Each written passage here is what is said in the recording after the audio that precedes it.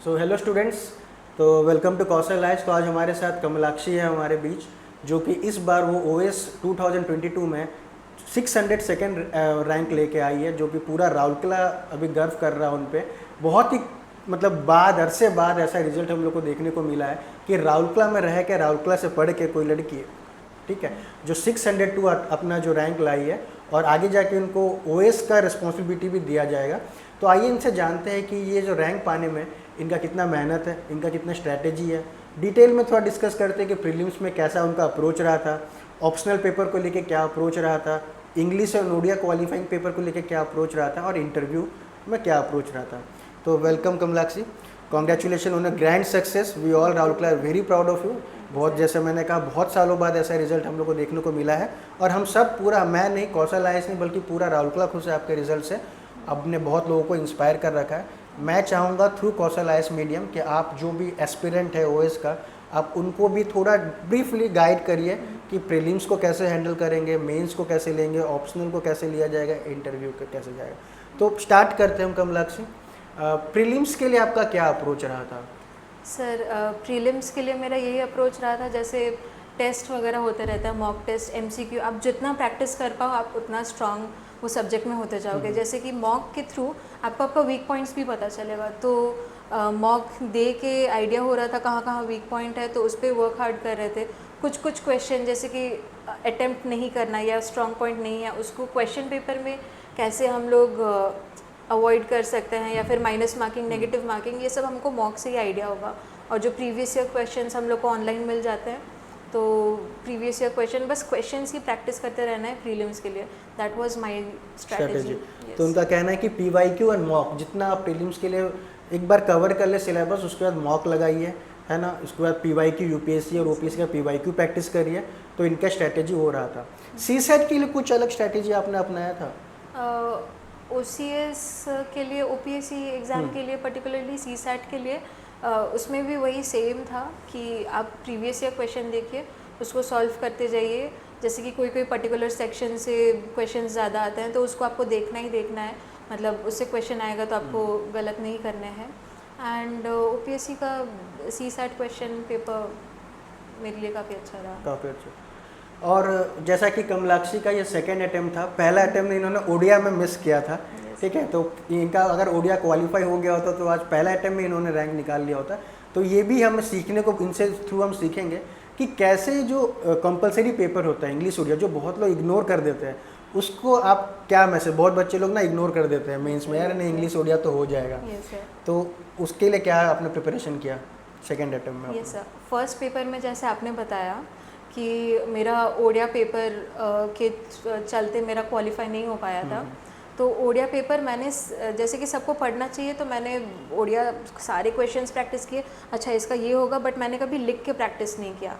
तो as an English medium student, हम लोग का राइटिंग इंग्लिश लिखने के लिए है, ओडिया के लिए हाथ नहीं घूमता। And with in those 3 hours of examination आपको सोचने का टाइम बिल्कुल नहीं मिलेगा, और आपको बस लिखते जाना है। सो अगर आपका लिखने का स्पीड नहीं है, आपका एक आंसर छूट जाएगा और आप निकल जाओगे एग्ज़ाम से, मतलब क्योंकि आपके कॉम्पिटिटर्स अभी काफ़ी स्ट्रांग हो रखे हैं, like from premium colleges, NIT, IIT से बच्चे अभी आ रहे हैं, तो वो कंपटीशन काफ़ी टफ कर दे रहा है। तो you have to be your best ये क्वालिफाई करने के लिए। तो इग्नोर नहीं करना है, मतलब इंग्लिश ओडिया को।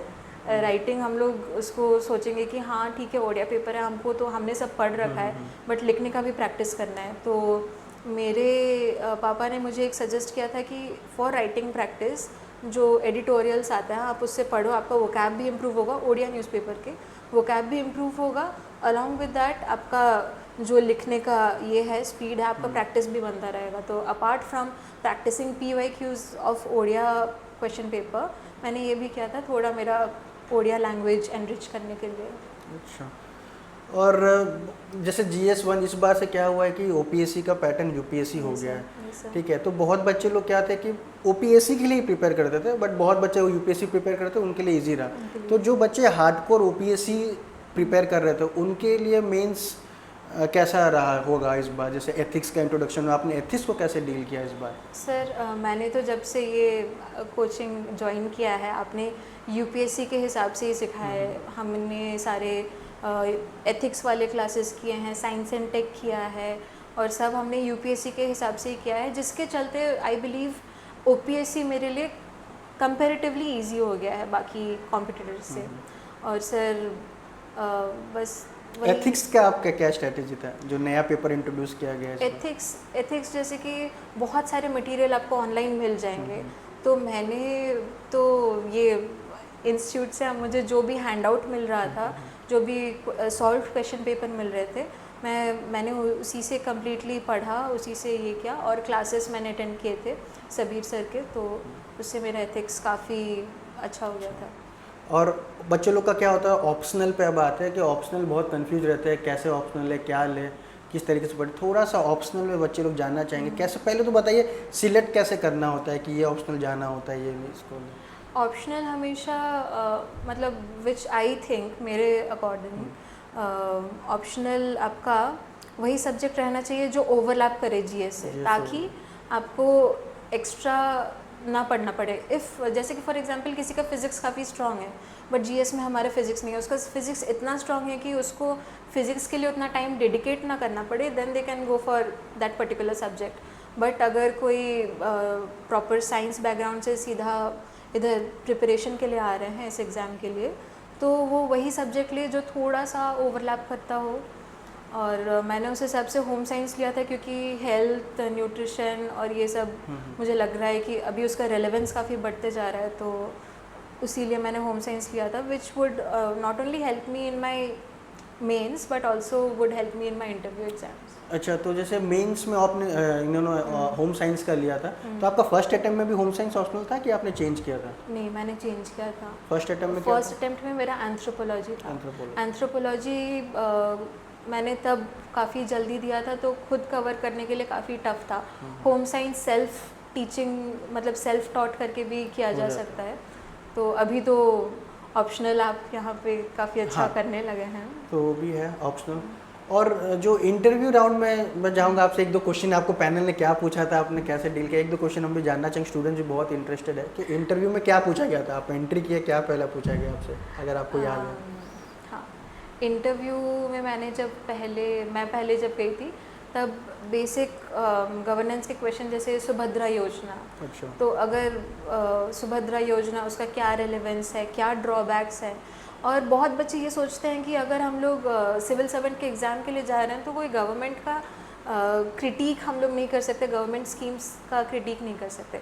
गवर्नमेंट स्कीम्स का हम लोग क्रिटिक कर सकते हैं, बट उसके साथ उसका सोल्यूशन भी बताना रहता है।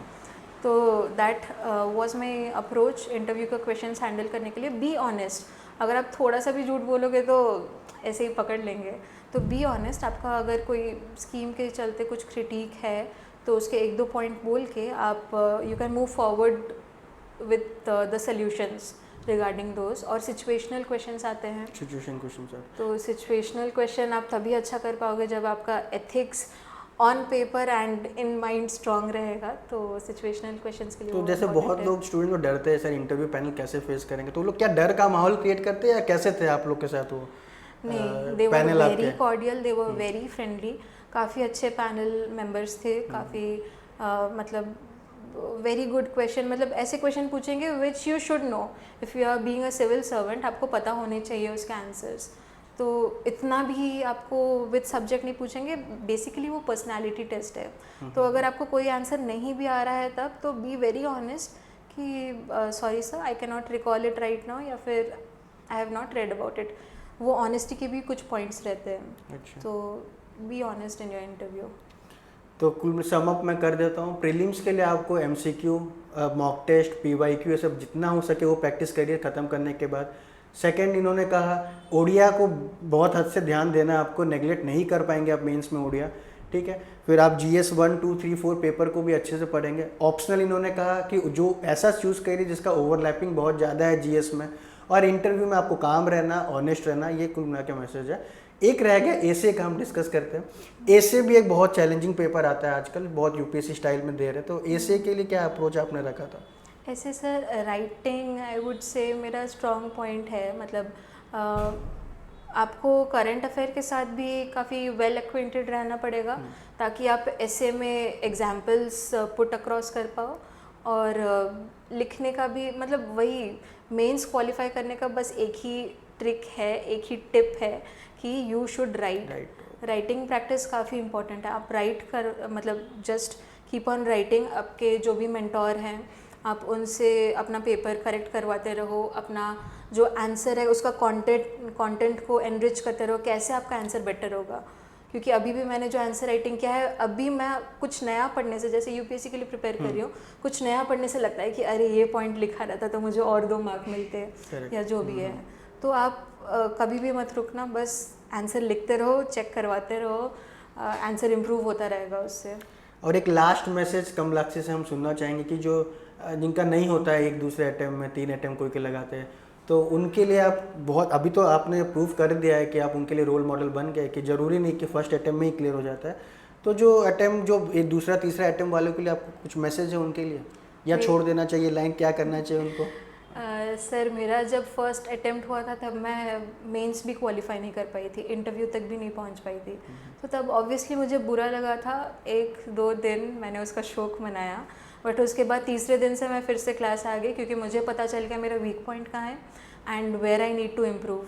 तो उसके बाद तीसरे दिन से, क्योंकि टाइम वेस्ट करने का भी टाइम नहीं है, तो सीधा क्लास आओ, अटेंड करो, जस्ट अपने आप को इम्प्रूव करते रहो, खुद को बेटर करते रहो और आपका सिलेक्शन फिर पक्का है। और आप इतने काबिल बन जाओ कि मतलब वो सीट आप ही के लिए रखा रहे और कोई ना ले पाए।